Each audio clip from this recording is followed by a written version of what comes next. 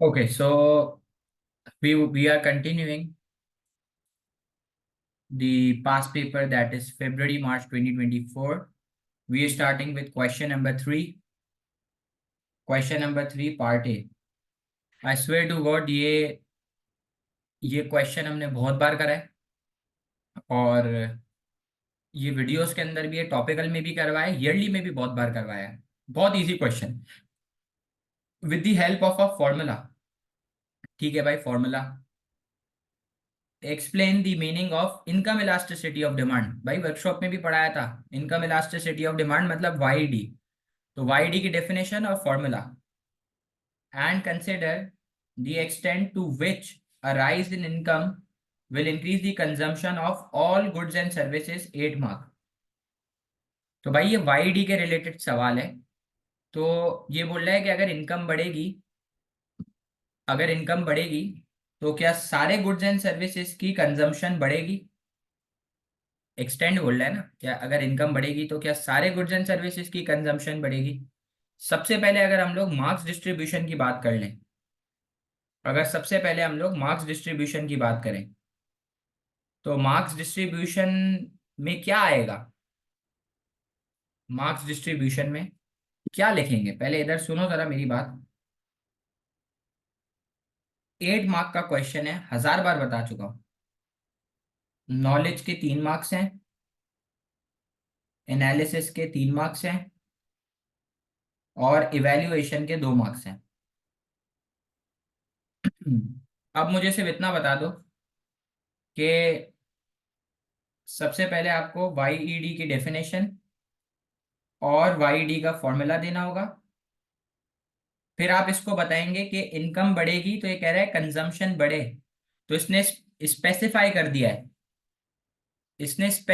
दिया है कि इनकम बढ़ेगी तो कंजम इसने स्पेसिफाई कर दिया है कि इनकम बढ़ेगी तो कंजम्पशन बढ़ेगी। तो कौन से वाले गुड की ये बात कर रहा है। ये बोल रहा है इनकम बढ़ेगी तो कंजम्पशन बढ़ेगी, कौन सा गुड की बात कर रहा है ये। नॉर्मल है, इंफीरियर है, कौन से गुड की बात कर रहा है। नॉर्मल गुड की। सही है, ये नॉर्मल गुड की बात कर रहा है। तो इधर लिख देते हैं भाई कि ये नॉर्मल गुड की बात कर रहा है। सर ये नॉर्मल गुड की क्यों बात कर रहा है, क्योंकि इनकम बढ़ती है तो आप नॉर्मल गुड की डिमांड को बढ़ा देते हो। ठीक है। फिर ये कह रहा है कि क्या क्या हमेशा ऐसा होगा। तो ये आप कंक्लूजन में बताओगे कि अगर एक गुड इंफीरियर गुड है तो डिमांड कम होगी, अगर एक गुड नेसेसिटी गुड है तो फिर उसकी क्वांटिटी में कोई चेंज नहीं आएगा, चाहे आपकी इनकम बढ़े या कम हो। सही है, समझ आ रहा है क्या बोल रहा हूँ। तो ये कंक्लूजन में आप लिखेंगे। ठीक है, तो मैं इसकी मार्किंग स्कीम बनवा रहा हूँ। Question number 3A। चले भाई आए, क्वेश्चन नंबर 3A।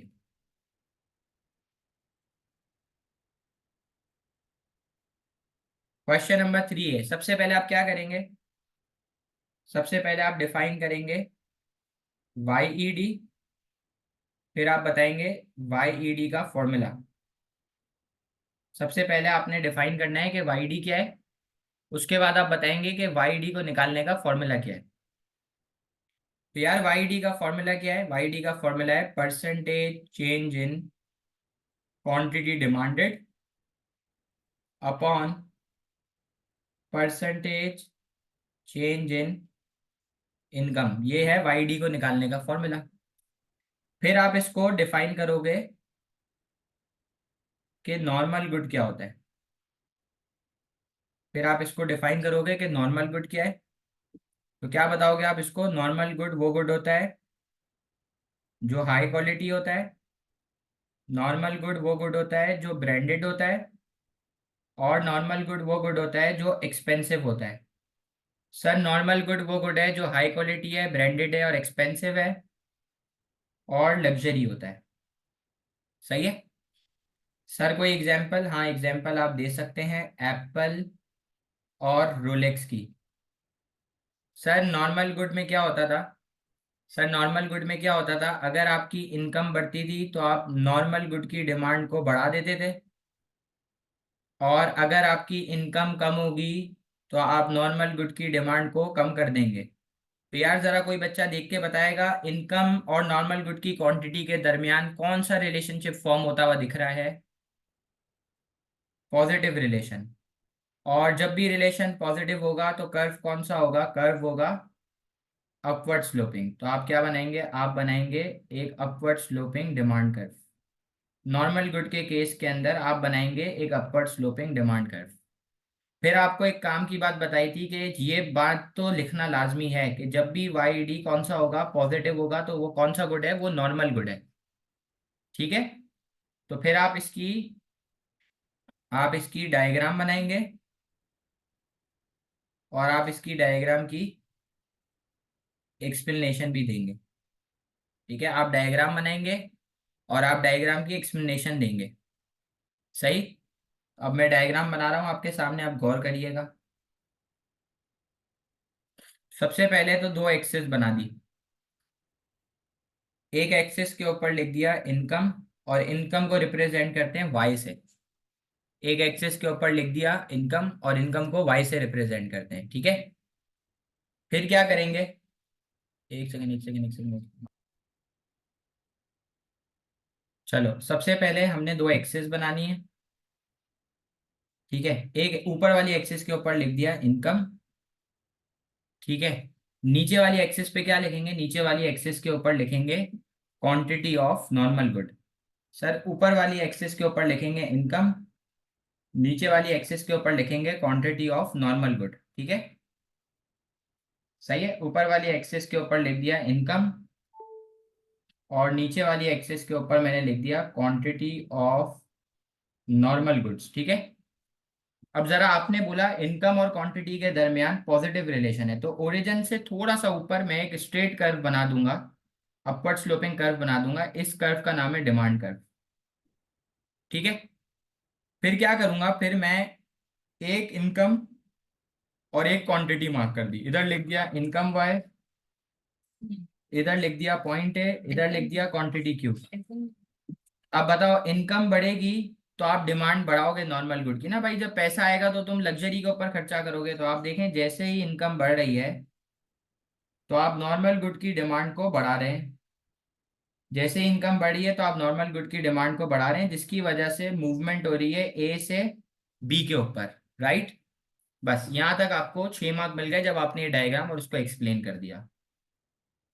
अब आपको इसको कंक्लूजन देनी है कि क्या हमेशा इनकम बढ़ेगी? क्या हमेशा इनकम बढ़ेगी तो डिमांड बढ़ेगी, हाँ या ना? तो आंसर इज नो। तो आप लिखोगे कि भाई अगर इंफीरियर गुड है, अगर इंफीरियर गुड है तो इनकम बढ़ेगी तो डिमांड कम होगी। अगर वो गुड नेसेसिटी गुड है, जिसमें वाई डी जीरो होता है, अगर वो गुड नेसेसिटी गुड है तो आपकी इनकम बढ़ेगी तो भी नेसेसिटी गुड की क्वांटिटी के ऊपर कोई फर्क नहीं पड़ेगा। ठीक है। अगर आपकी इनकम बढ़ेगी तो नेसेसिटी गुड की क्वांटिटी के ऊपर कोई फर्क नहीं पड़ेगा। क्यों नहीं पड़ेगा? सवाल।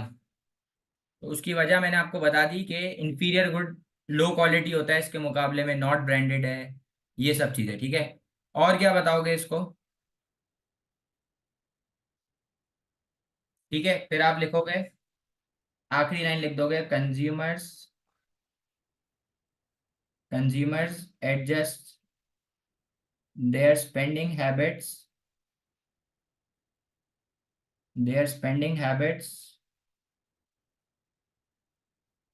According to different goods. ठीक है।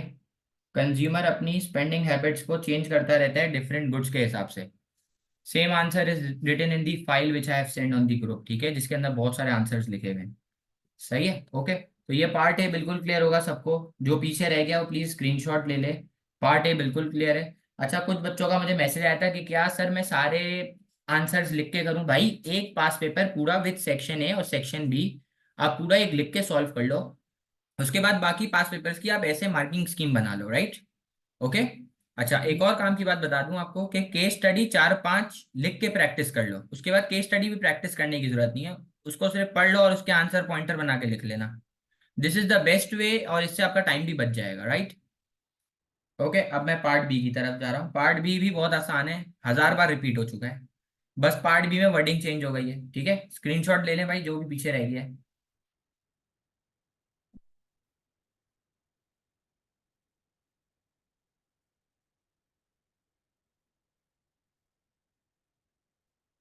Part B, assess whether an estimate of the PED for a product is likely to be more useful to a firm than an estimate of PES, 12 mark.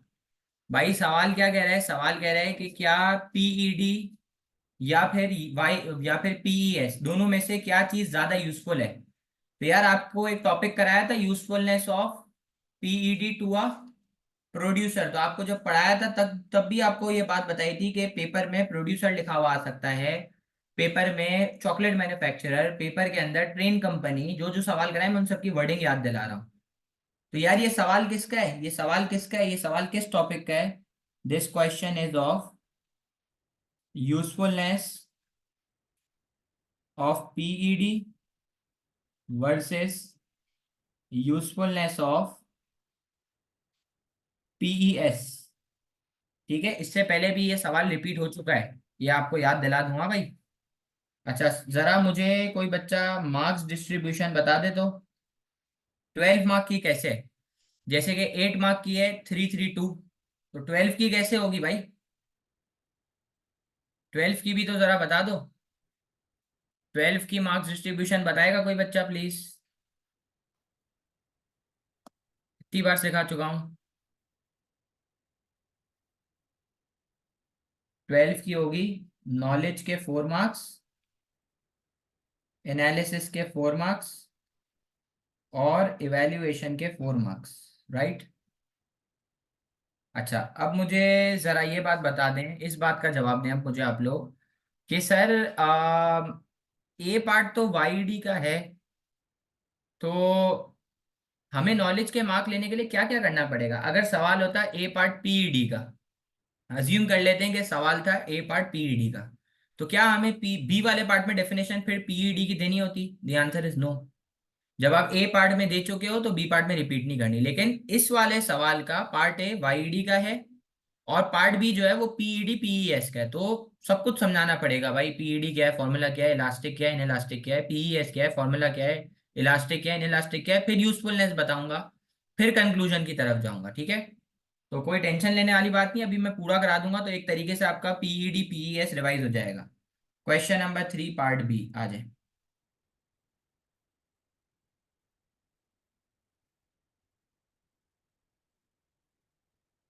ठीक है, चले आओ।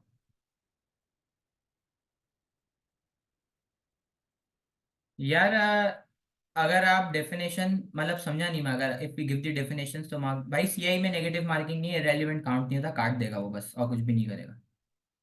सबसे पहले आपको define करना होगा what is PED. Define PED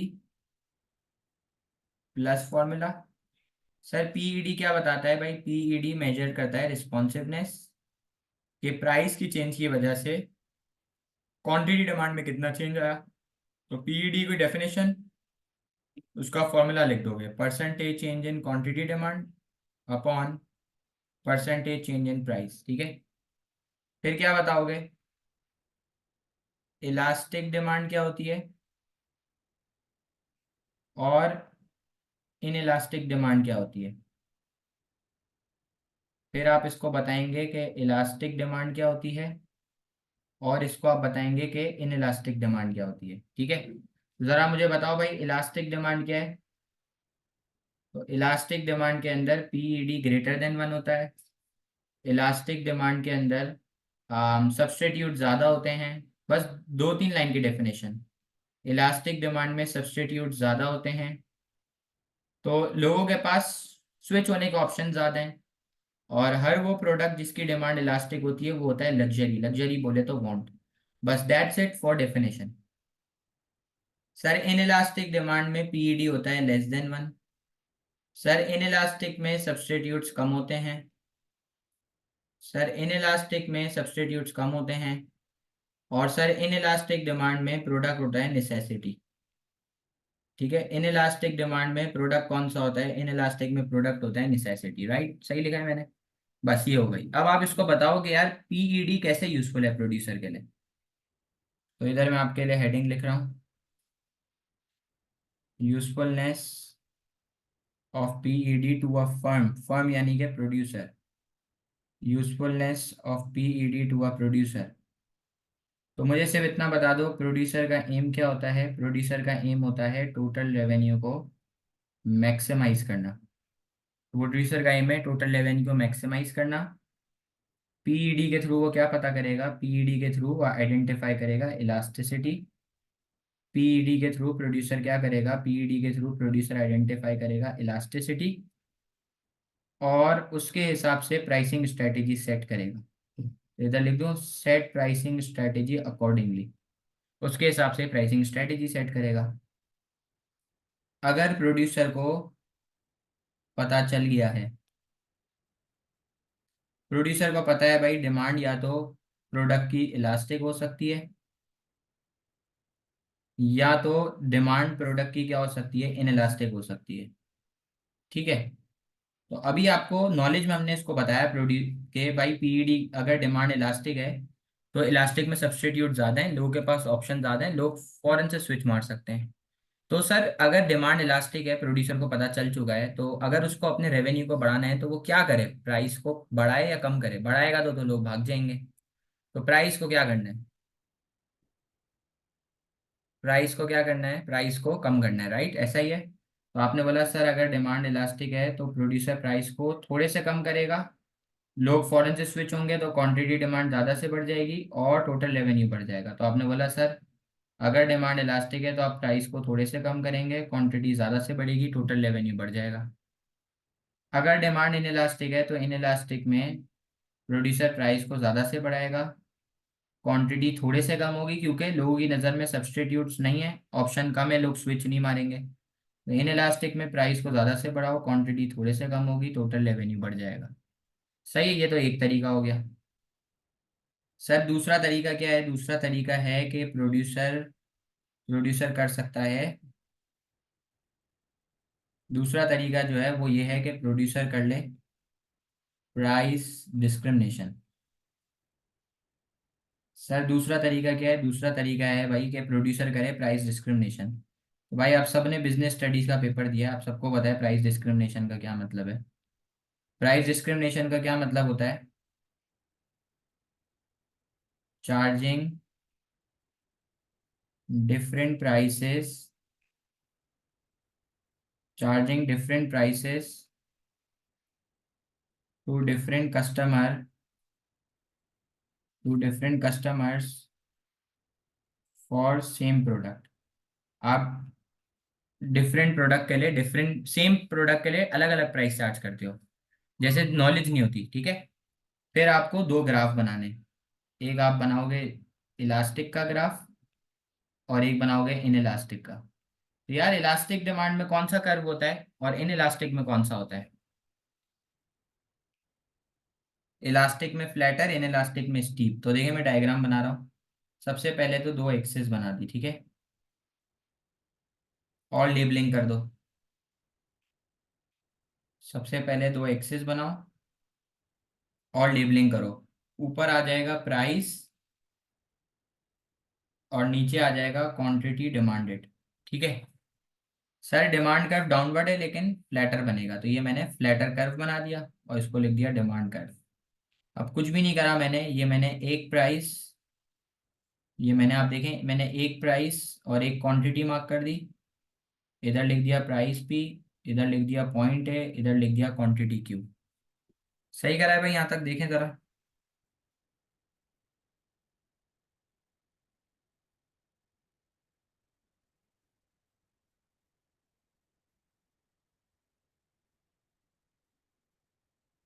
ठीक है, अब आप बताएं इलास्टिक में मुझे प्राइस को कम करना है, तो आप देखें मैंने प्राइस को थोड़े से गिराया, आप देख सकते हैं क्वांटिटी ज़्यादा से बढ़ गई। सर आप देखें मैंने प्राइस को थोड़े से कम करा, पी से P1 के ऊपर क्वांटिटी ज़्यादा से बढ़ गई, और इसकी वजह से मूवमेंट हो गई ए से बी के ऊपर। ठीक है भाई, इलास्टिक में मैंने जैसे ही प्राइस को थोड़े से कम करा, तो आप देख सकते हैं क्वांटिटी डिमांड ज्यादा से बढ़ गई और ये ए से बी पे मूवमेंट हो रही है। तो सर टोटल रेवेन्यू का क्या फॉर्मूला है, कोई बच्चा याद दिलाएगा? टोटल रेवेन्यू का फॉर्मूला क्या होता है? Price into quantity. तो ओ से लेके पी तक हो गई पुरानी प्राइस, ए से क्यू तक हो गई पुरानी क्वांटिटी। सर ओ से लेके पी तक हो गई पुरानी प्राइस, ए से लेके क्यू तक हो गई पुरानी क्वांटिटी। तो रेवेन्यू कैसा आएगा? टोटल रेवेन्यू आएगा ओ पी ए क्यू। ऐसा ही है? ठीक लिखा है मैंने, देखें यहाँ तक। सर नया टोटल रेवेन्यू कैसे आएगा? New price into new quantity. तो देखें आपकी न्यू प्राइस हो गई ओ से लेके पी वन तक, और आपकी न्यू क्वांटिटी है बी से लेके क्यू वन तक। तो भाई ये हो गई आपकी इलास्टिक की डायग्राम।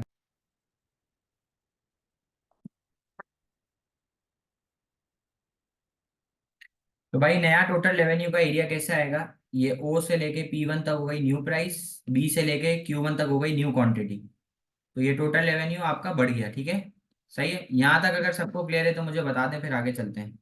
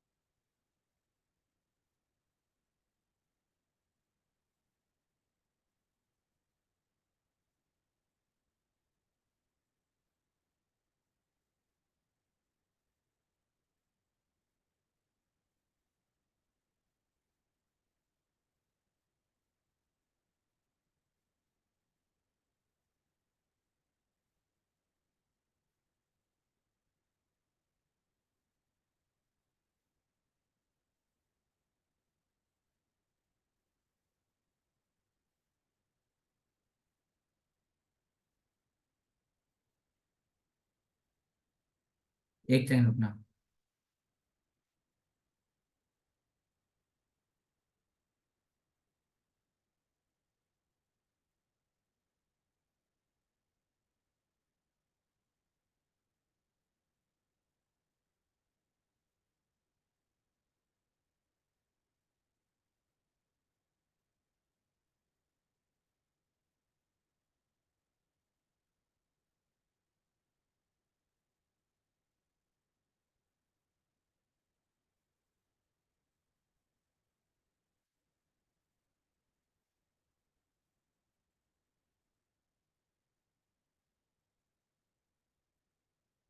यार एक बच्चा प्लीज नजर रखना, जैसे ही आईपैड 1% पे जाए तो बता देना, क्योंकि लैपटॉप का चार्ज भी खत्म हो गया है। तो जैसे ही 1% पे आईपैड जाता हुआ दिखे किसी को भी, तो फौरन से एक मैसेज करना। ठीक है, चलो। तो आपने इलास्टिक की डायग्राम बना दी, सही है। आपने इलास्टिक की डायग्राम बना दी।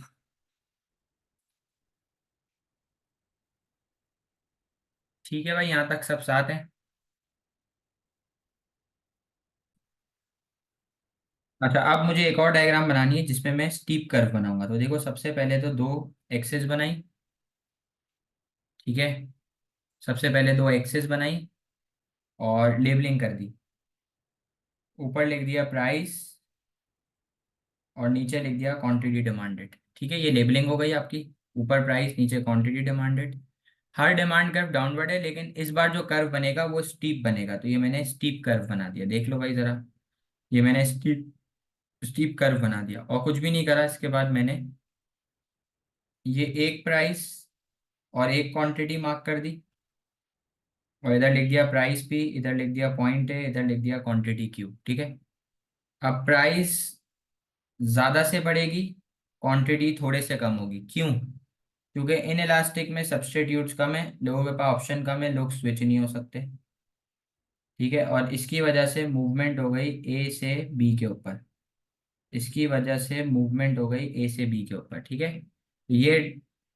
ये हो गया ये हो गया भाई, इलास्टिक हो गया। अब आप इसको पीईएस के ऊपर लेके जाओगे। ठीक है, जरा पीईडी की थोड़ी सी लिमिटेशंस बता दो। जरा पीईडी की थोड़ी सी लिमिटेशंस बता दो भाई बच्चे। पीईडी की थोड़ी सी लिमिटेशंस बता दो।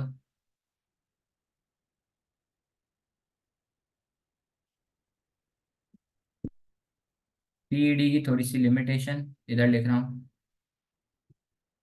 Does not consider price of substitute and complement. ठीक है, पहला पीईडी का नुकसान क्या है कि ये सब्स्टिट्यूट की प्राइस को कंसिडर नहीं करता, इनकम लेवल्स को कंसिडर नहीं करता। ठीक है, और हाँ, no issues if you join the demand curve और नॉट सारा। ओके, इनकम लेवल, सब्स्टिट्यूट की प्राइस, कॉम्प्लीमेंट की प्राइस, और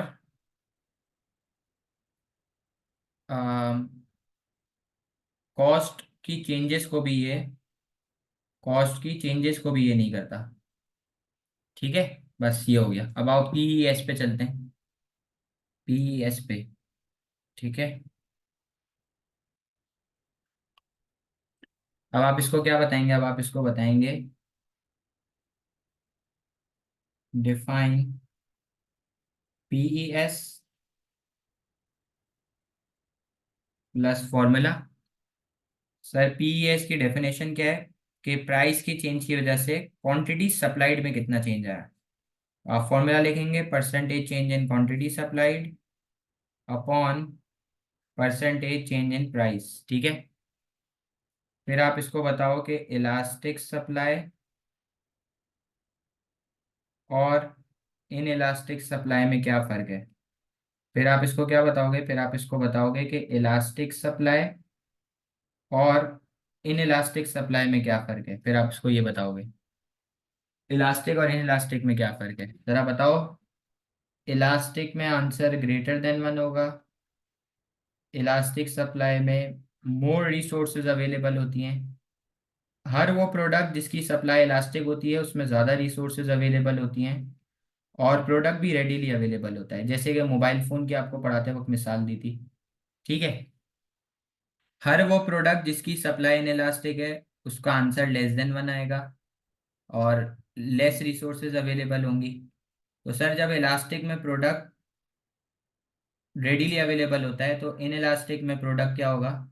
इन इलास्टिक में प्रोडक्ट टाइम टेकिंग होगा। तो ये आपने पीईएस की, इसको बता दिया आपने कि इलास्टिक क्या है, इन इलास्टिक क्या है। ठीक है,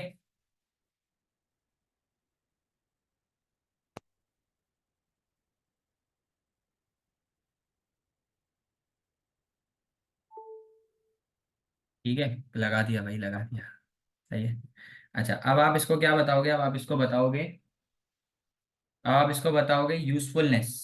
अब आप इसको क्या बताओगे? अब आप इसको बताओगे यूजफुलनेस ऑफ, अब आप इसको बताएंगे usefulness of PES to producer. ठीक है, जरा पहले इतना बता दें, प्रोड्यूसर का एम क्या होता है? तो आपने बोला सर प्रोड्यूसर का एम होता है टोटल रेवेन्यू को मैक्सिमाइज करना, और उसके थ्रू वो क्या करेगा?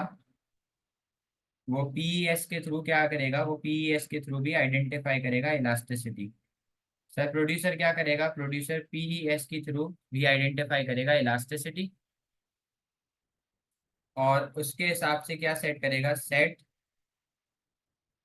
Production decision. सही है, ये पीईएस के मुताबिक प्रोडक्शन के डिसीजन लेगा। कंज्यूमर कंजम्पशन के डिसीजन लेगा, प्रोड्यूसर प्रोडक्शन के। तो भाई जैसे ही उसको पता चला कि यार डिमांड जो है ना, वो सप्लाई जो है वो इलास्टिक है, उसको जैसे ही पता चला कि सप्लाई इलास्टिक है, अब ये पूरी एक कहानी है। मैं आप लोगों से पूछ रहा हूँ, जरा मुझे जवाब दो भाई। डिमांड बढ़ती है तो शॉर्टेज या सरप्लस? करवाया है भाई, दबा दबा के कराया वर्कशॉप में। डिमांड बढ़ेगी तो शॉर्टेज या सरप्लस, क्या होगा?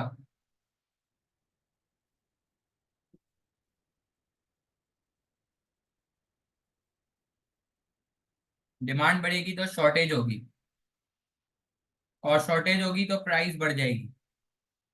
अब बताओ, अगर सप्लाई इलास्टिक है तो ऊपर लिखा हुआ है इलास्टिक में मोर रिसोर्सेज अवेलेबल है, तो अगर प्राइस थोड़े से भी बढ़ती है तो प्रोड्यूसर क्वांटिटी सप्लाइड को ज्यादा से बढ़ा देगा और टोटल रेवेन्यू बढ़ जाएगा। ठीक है, क्योंकि अगर प्राइस थोड़े से बढ़ती है तो लॉ ऑफ सप्लाई क्या कहता था, प्रोड्यूसर क्वांटिटी सप्लाइड को बढ़ाएगा क्योंकि उसको प्रॉफिट ज्यादा दिख रहा है। लेकिन अगर उसकी सप्लाई इलास्टिक है तो वो क्वांटिटी को ज्यादा से बढ़ा सकता है, ज्यादा से रिस्पॉन्ड कर सकता है छोटे से प्राइस के चेंज को। अगर प्रोड्यूसर की सप्लाई इन इलास्टिक है तो अब बताओ, अब अगर डिमांड बढ़ती है और उसकी वजह से शॉर्टेज होती है, और अगर प्राइस बढ़ती है तो अब क्या होगा, अब अगर प्राइस ज्यादा से भी बढ़ती है तो क्वांटिटी सप्लाई थोड़े से बढ़ेगी क्योंकि he does not have enough resources to respond to a larger change in price. तो अब अगर प्राइस ज्यादा से भी बढ़ती है तो क्वांटिटी थोड़े से बढ़ेगी। ठीक है, फिर आप इन दोनों के भी ग्राफ बना दोगे। सही है, आप इन दोनों के भी ग्राफ बना दोगे। सही है, फिर आप कंक्लूजन में क्या लिखोगे, कंक्लूजन में आप बुराई करोगे, जो लिमिटेशन मैंने ऊपर लिखी थी वो आप कंक्लूजन में लिखेंगे। तो यार पीईएस की क्या लिमिटेशन है, पीईएस की क्या लिमिटेशन है, कोई बच्चा बताएगा? पीईएस की क्या लिमिटेशन है?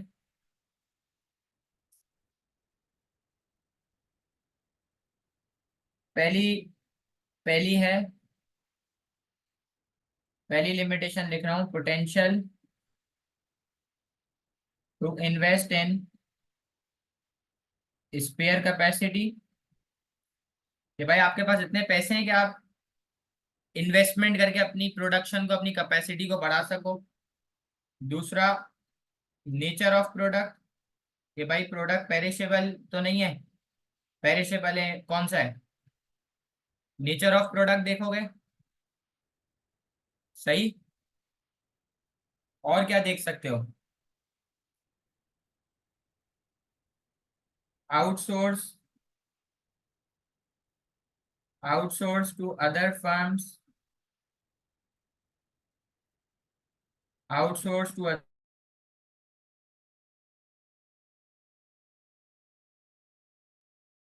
फिर आप इसको बताएंगे कि ये दूसरी फर्म को आउटसोर्स कर सकता है प्रोडक्शन को बढ़ाने के लिए, आप ये भी बता सकते हैं इसको।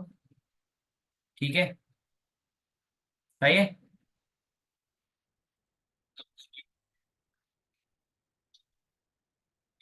फिर आप कंक्लूजन, कंक्लूजन में क्या लिखें भाई,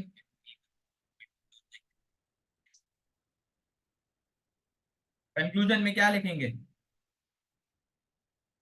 कंक्लूजन में क्या लिखेंगे, आ जाए जरा।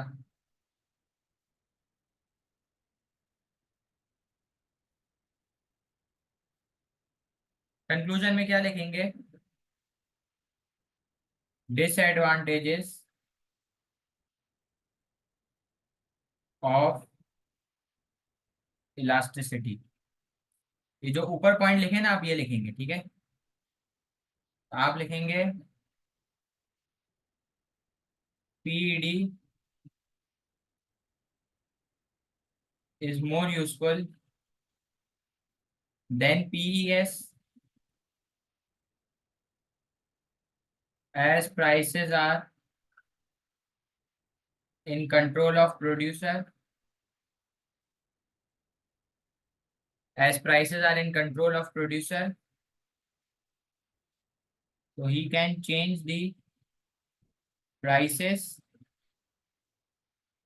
and inline the production process accordingly।